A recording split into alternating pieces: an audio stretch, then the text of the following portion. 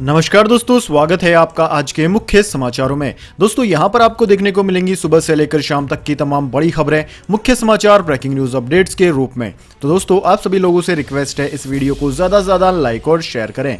तो दोस्तों सीधे चलते हैं आज की पहली बड़ी खबर की ओर। अमित शाह ने जम्मू कश्मीर की सुरक्षा को लेकर की high level meeting. Ajit Doval और आर्मी चीफ भी रहे मौजूद।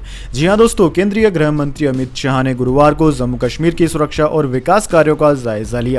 समाचार एजेंसी पीटीआई ने सूत्रों के हवाले से यह जानकारी दी है।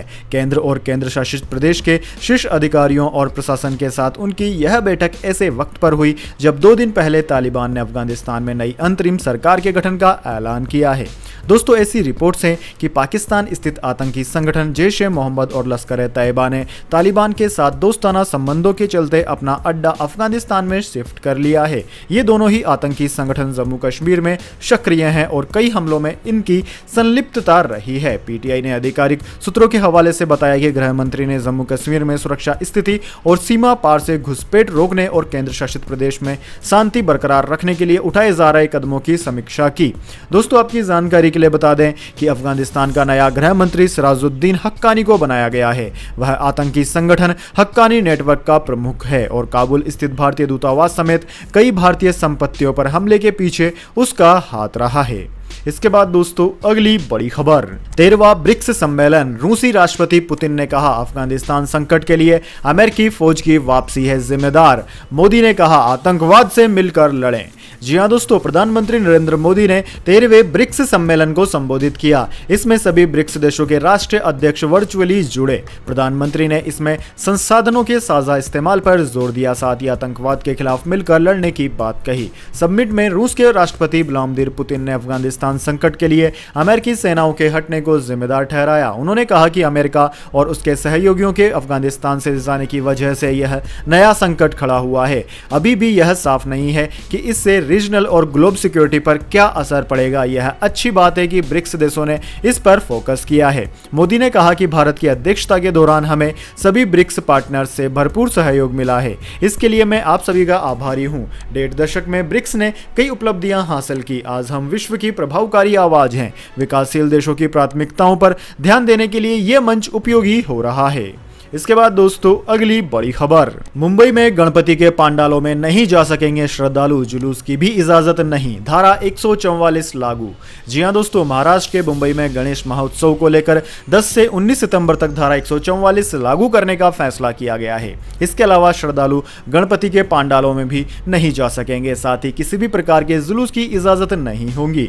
दोस्तों महाराष्ट्र में गणेश चतुर्थी की शुरुआत से पहले कोरोना वायरस की तीसरी लहर की आशंका जताई जा रही है। मुंबई की मेयर ने भी हाल ही में कहा कि कोरोना की तीसरी लहर आ गई है। मुंबई की मेयर किशोरी पेडनेकर ने लोगों से घर पर ही गणेश चतुर्थी मनाने की अपील की। उन्होंने कहा कि मुंबई मेयर होते हुए मैं तो मेरा घर मेरा बप्पा को फॉलो करने जा रही हूं। मैं कहीं भी नहीं जाऊंगी और न ही किसी को अपने भगवान के पास लाऊंगी। कोरोना की तीसरी लहर को रोकने के लिए यह काफी महत्वपूर्ण है।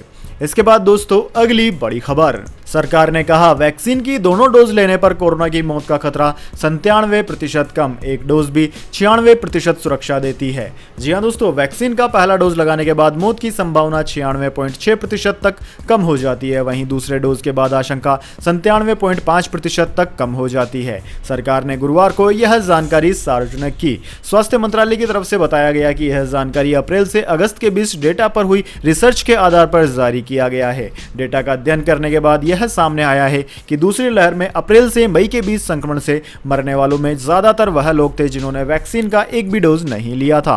कोविड टास्क फोर्स के प्रमुख वीके पॉल ने कहा कि वैक्सीनेशन संक्रमण के खिलाफ एक बड़ा हथियार है। देश में वैक्सीन भरपूर मात्रा में है। हम लोगों से अपील करते हैं कि वे वैक्सीन जरूर लगवाएं। इसके बाद दोस्तों अगली बड़ी खबर, हक्कानी नेटवर्क को यूएस की ब्लैकलिस्ट से हटाना चाहता है तालिबान, कहा यह दोहा एग्रीमेंट के है खिलाफ। जी हां दोस्तों, अफगानिस्तान में सरकार बनाने के बाद तालिबान ने अब हक्कानी नेटवर्क को लेकर अमेरिका को चेताया है। तालिबान की तरफ से कहा गया है कि हक्कानी का परिवार भी इस्लामिक अमीरात का हिस्सा है, वह कोई अलग नहीं है। ऐसे में दोहा एग्रीमेंट के तहत इस्लामिक अमीरात के सभी सदस्यों को संयुक्त राष्ट्र और अमेरिका की ब्लैक लिस्ट से तुरंत हटा देना चाहिए। इसकी मांग लंबे वक्त से है। अमेरिका की तरफ से कहा गया है कि सरकार में जिन लोगों को जोड़ा गया है उनका ट्रैक रिकॉर्ड विश्वास करने वाला नहीं है। इसका जवाब देते हुए तालिबान ने कहा कि ऐसा बयान दोहा समझौता का उल्लंघन है। तालिबानी प्रवक्ता ज़बीउल्लाह मुजाहिद ने कहा कि ब्लैक लिस्ट को लेकर यूएस ने जो स्टैंड लिया है वो दोहा एग्रीमेंट का उल्लंघन है।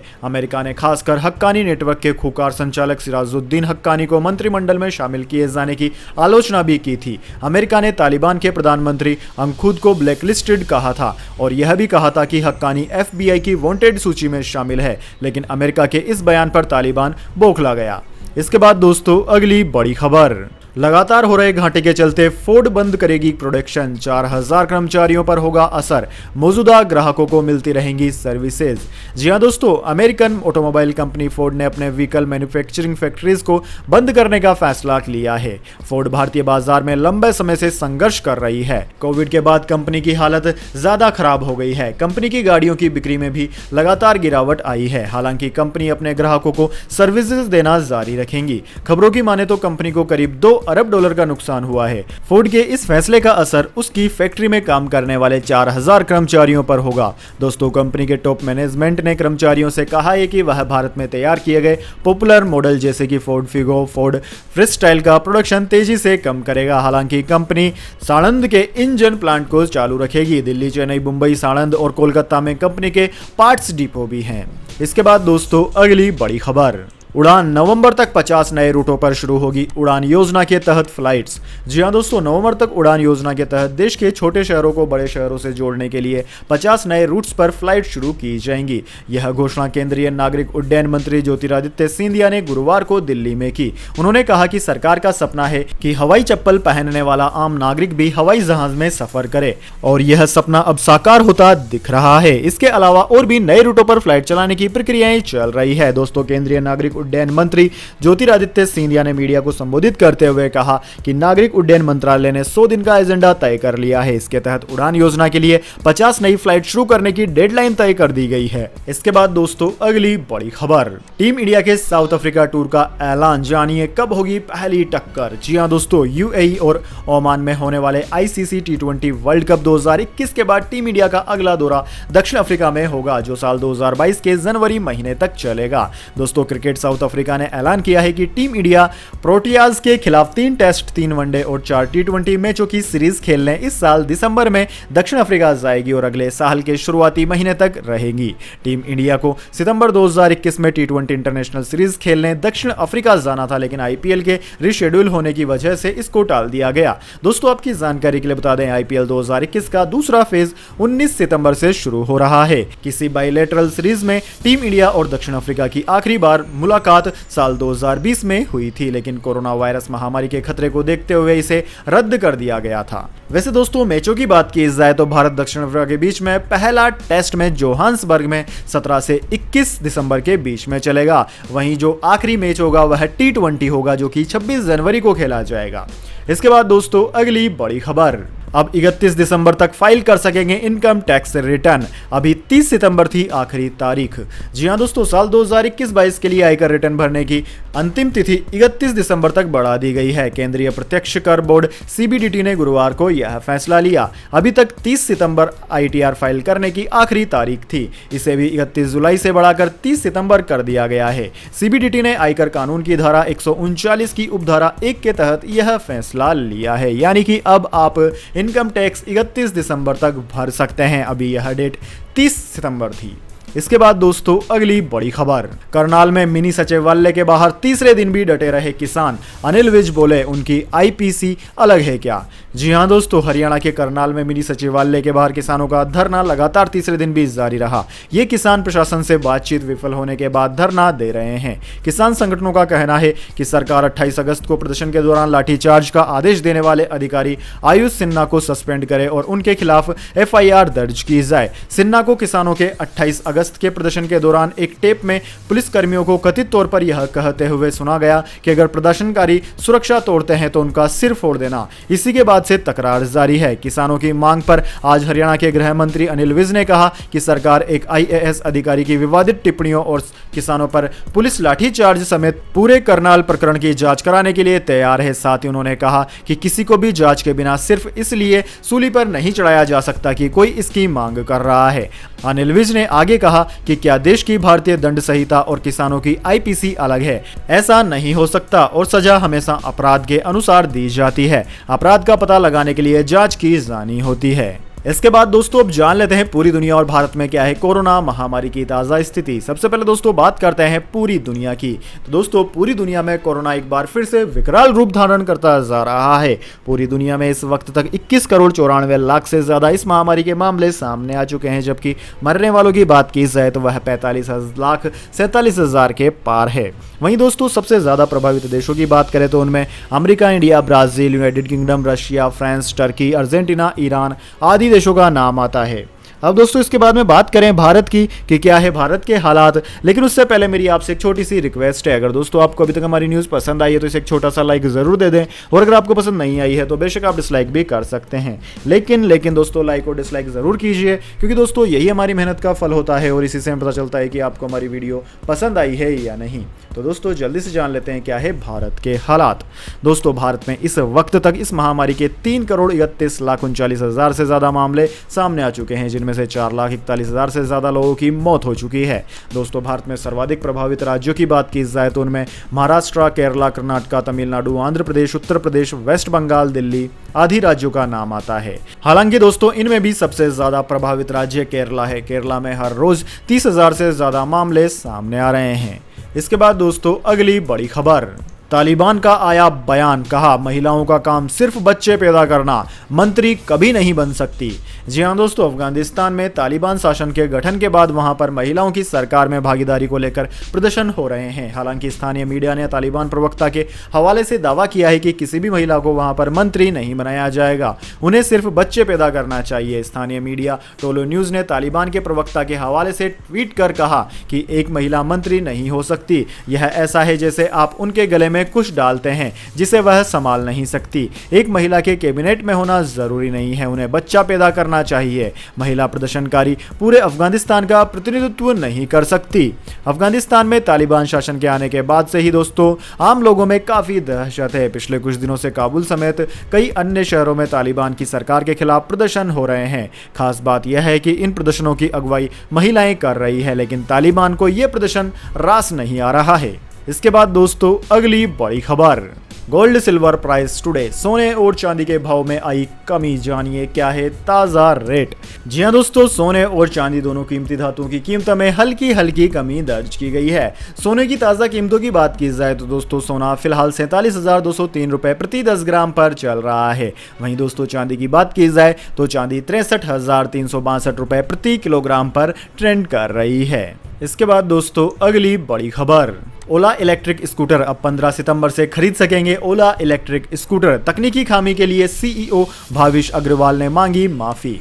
जी हां दोस्तों, भारत में लंबे समय के बाद ओला स्कूटर को 15 अगस्त को लॉन्च कर दिया गया है। कंपनी ने इसे 2 मॉडल S1 और S1 प्रो के साथ बाजार में पेश किया। कंपनी की आधिकारिक वेबसाइट पर 8 सितंबर से ओला इलेक्ट्रिक स्कूटर की बिक्री शुरू होने वाली थी, लेकिन तकनीकी खामी की वजह से अब 15 सितंबर से बिक्री शुरू होगी। कंपनी की वेबसाइट में आई तकनीकी खामी के लिए ओला के फाउंडर और सीईओ भाविश अग्रवाल ने लोगों से माफी मांगी है। कंपनी की ओर से जारी बयान में कहा गया है कि अब ओला इलेक्ट्रिक स्कूटर 15 सितंबर से बिक्री के लिए उपलब्ध होंगी। ओला इलेक्ट्रिक ने कहा कि अगर आपको फाइनेंसिंग की जरूरत है तो ओला फाइनेंशियल सर्विसेज आपके S1 स्कूटर को फाइनेंस करने में मदद करने के लिए IDFC bank, HDFC bank, Tata Capitals समेत कई प्रमुखों के साथ करार कर चुकी है। इसके बाद दोस्तों अगली बड़ी खबर, T20 world cup, Mahendra Singh Dhoni को टीम इंडिया का मेंटोर बनाने पर बवाल, इस वजह से फंसा पेच। जी हां दोस्तों, कैप्टन कूल यानी कि महेंद्र सिंह धोनी को ICC T20 वर्ल्ड कप 2021 के लिए टीम इंडिया का मेंटोर बनाया गया है, जिसको लेकर BCCI में भी बवाल मच गया है। BCCI की एपेक्स काउंसिल को महेंद्र सिंह धोनी के खिलाफ शिकायत मिली है, जिसमें उनकी नियुक्ति को हितों के टकराव के नियमों का उल्लंघन बताया गया है। इनके मुताबिक एक शख्स 2 पदों पर काबिज नहीं हो सकता। यानी कि दोस्तों Dhoni IPL franchises Chennai super Kings के कप्तान भी है। इस तरह के से वे कप्तान रहते हुए मेंटोर नहीं बन सकते। हालांकि दोस्तों बीसीसीआई की तरफ से इसका अभी तक स्पष्टीकरण नहीं आया है। इसके बाद दोस्तों अगली बड़ी खबर, चीन ने खोला खजाना, तालिबान सरकार को देगा 310 लाख डॉलर की मदद। जी हां दोस्तों, अफगानिस्तान में तालिबान की सरकार बनने के 24 घंटे के भीतर चीन ने अपना खजाना खोल दिया है। चीन ने बुधवार को तालिबान को सरकार चलाने के लिए 310 लाख यानी कि 31 मिलियन अमेरिकी डॉलर की मदद का ऐलान किया है। इसके साथ ही चीन अफगानिस्तान के लिए कोरोना वैक्सीन की डोज भी भेज रहा है। चीन ने कहा है कि यह मदद अराजकता खत्म करने और व्यवस्था बहाल करने के लिए जरूरी है। वहीं दोस्तों पाकिस्तान की अध्यक्षता में हुई बैठक में ईरान, तजाकिस्तान, तुर्कमेनिस्तान और उज्बेकिस्तान के विदेश मंत्रियों ने शिरकत की। हालांकि पाकिस्तान के विदेश मंत्री शाह महमूद कुरैशी की मेजबानी में आयोजित इस बैठक में रूस ने भाग नहीं लिया। वांग यी ने कहा कि पहली खेप में चीन ने अफगानिस्तान को 30 लाख टीके दान में देने का फैसला किया है। चीन ने पहले ही अपील की थी कि दुनिया को तालिबान के साथ मिलकर काम करना चाहिए। इसी कड़ी में आर्थिक मदद को जारी रखना जरूरी है। अफगानिस्तान को दी जाने वाली ये मदद अभी शुरुआती ही है। चीन का कहना है कि तालिबान को अब अफगानिस्तान में हालात सामान्य करने चाहिए। तालिबान ने भी पिछले हफ्ते ऐलान किया था कि चीन एक आर्थिक सुपर पावर है, ऐसे में वह उसे बड़ा साथी मानता है। तालिबान के प्रवक्ता ज़बीउल्लाह मुजाहिद ने एक इतालवी अखबार को बताया कि उनका समूह मुख्य रूप से चीन के आर्थिक मदद पर निर्भर है। इसके बाद दोस्तों अगली बड़ी खबर, टीम इंडिया के मेंबर को कोरोना होने से सनसनी, मैनचेस्टर टेस्ट पर सस्पेंस पैदा। जी हां दोस्तों, भारत और इंग्लैंड के बीच मौजूदा टेस्ट सीरीज का 5वां और आखिरी मुकाबला मैनचेस्टर के ओल्ड ट्रैफर्ड मैदान में शुक्रवार से खेला जाना है। लेकिन इससे पहले भारतीय क्रिकेट कंट्रोल बोर्ड यानी कि क्रिकेट टीम को तगड़ा झटका लगा है। ESPN क्रिक इन्फो के मुताबिक टीम इंडिया का एक support staff corona virus test में पॉजिटिव पाया गया है। इस खबर से भारतीय खेमे में सनसनी फैल गई है। आनंद फानन में ट्रेनिंग सेशन को कैंसिल कर दिया गया। विराट कोहली एंड कंपनी को होटल रूम में ही रहने का आदेश दिया गया है। दोस्तों टीम इंडिया के उस सपोर्ट स्टाफ का नाम जाहिर नहीं किया गया है जिसे कोरोना संक्रमण हुआ है। भले ही किसी भारतीय खिलाड़ी के कोविड-19 पॉजिटिव होने की खबर नहीं है, लेकिन टीम मैनेजमेंट की टेंशन जरूर बढ़ गई है क्योंकि अब IPL 2021 की तारीख बेहद करीब है। बीसीसीआई मैनचेस्टर में टीम से बात कर रही है। ऐसे हालात में ओल्ड ट्रैफर्ड टेस्ट पर सस्पेंस पैदा हो गया है। इस टेस्ट मैच से के तुरंत बाद IPL 2021 के लिए टीम इंडिया के सभी खिलाड़ियों को UAE जाना है। ऐसे में उस पर भी खतरे की घंटी लटक रही है। इसके बाद दोस्तों अगली बड़ी खबर, 1 अक्टूबर से बंद हो जाएगी पंजाब नेशनल बैंक की पुरानी चेकबुक। परेशानी से बचने के लिए नई चेकबुक के लिए करें अप्लाई। जी हां दोस्तों, पंजाब नेशनल बैंक ने अपने ग्राहकों से कहा है कि ओरिएंटल बैंक ऑफ कॉमर्स और यूनाइटेड बैंक ऑफ इंडिया की मौजूदा चेकबुक 1 अक्टूबर से बंद हो जाएंगी। इसलिए अगर आपके पास इन बैंकों की पुरानी चेकबुक्स हैं तो नई चेकबुक के लिए अप्लाई कर दें, जिससे आपको आगे के ट्रांजेक्शंस में दिक्कत न हो। दोस्तों आपकी जानकारी के लिए बता दें, ओरिएंटल बैंक ऑफ कॉमर्स और यूनाइटेड बैंक ऑफ इंडिया ये दोनों ऐसे बैंक हैं जो कि अब PNB में मर्ज हो चुके हैं, यानी कि अब PNB के नाम से जाने जाते हैं। अभी तक तो इन पुराने बैंकों की चेकबुक काम कर रही थी, लेकिन 1 अक्टूबर से नहीं करेंगी। इसलिए अगर आपके भी पुराने बैंकों में अकाउंट्स थे तो अपनी चेकबुक को तुरंत चेंज करवा लें। तो दोस्तों यह थी आज की तमाम बड़ी खबरें। इसके बाद दोस्तों बारी आती है आज के माइंड क्यूज क्वेश्चन की। जी हाँ दोस्तों, एक आसान से सवाल का जवाब देकर आप जीत सकते हैं एक अमेजिंग सरप्राइज गिफ्ट हमारे यूट्यूब चैनल की ओर से। तो दोस्तों आज का सवाल आपकी स्क्रीन पर आ चुका है। प्राचीन काल में दिल्ली को किस नाम से जाना जाता था? जी हाँ दोस्तों, प्राचीन भारत में दिल्ली को किस नाम से जाना जाता था? अगर जानते हैं आप उस नाम को तो जल्दी से कमेंट बॉक्स में लिख दीजिए। अगर दोस्तों आपका जवाब होता है एकदम सही और आप चुने जाते हैं लकी विजेता के रूप में, तो आपको मिल सकता है एक अमेजिंग सरप्राइज गिफ्ट हमारे यूट्यूब चैनल की ओर से। तो दोस्तों जल्दी से अपना उत्तर कमेंट बॉक्स में लिख दीजिए, वीडियो को लाइक कर लीजिए और चैनल को सब्सक्राइब करके बेल आइकन भी दबा लीजिए। धन्यवाद। वंदे मातरम। जय हिंद, जय भारत।